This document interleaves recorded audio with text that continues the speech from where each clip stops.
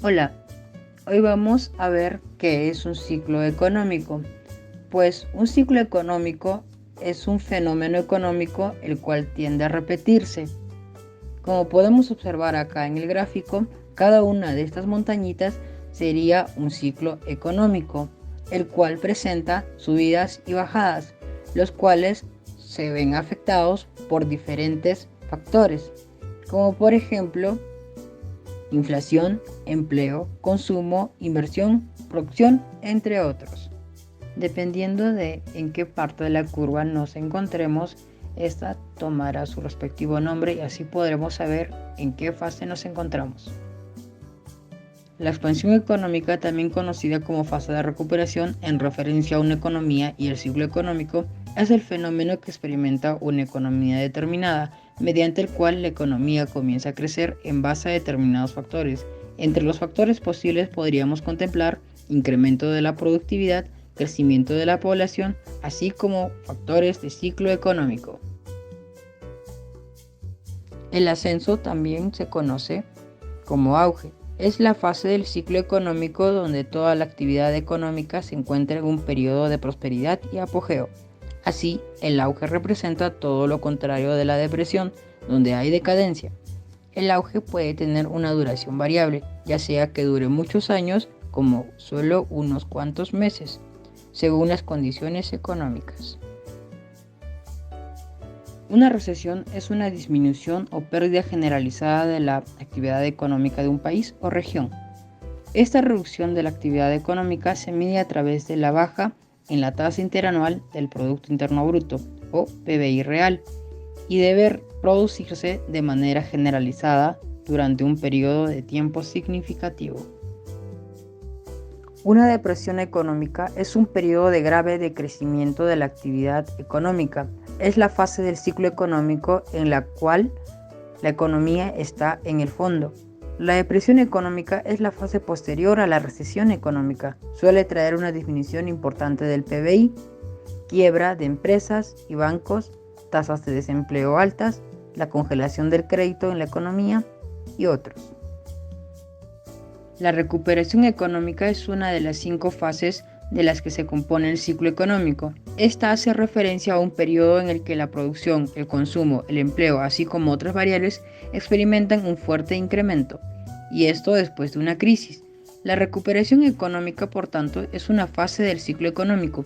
Esta suele darse tras una crisis económica, haciendo referencia al periodo en el que las variables, como el empleo, la producción, el Producto Bruto Interno o el consumo se incrementan sustancialmente, tras haber atravesado un periodo en el que estas mismas variables habían experimentado un descenso, producto de una fase de recesión y posteriormente depresión.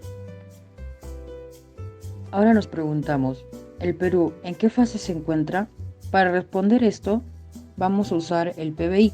Aplicando lo aprendido, podemos delimitar la curva del PBI e identificar las distintas fases, dándonos como resultado que nos encontramos en la fase de recuperación, pues en el 2020 en todo el mundo hubo una crisis sanitaria mundial causada por la COVID-19, la cual detuvo la mayoría de las actividades económicas.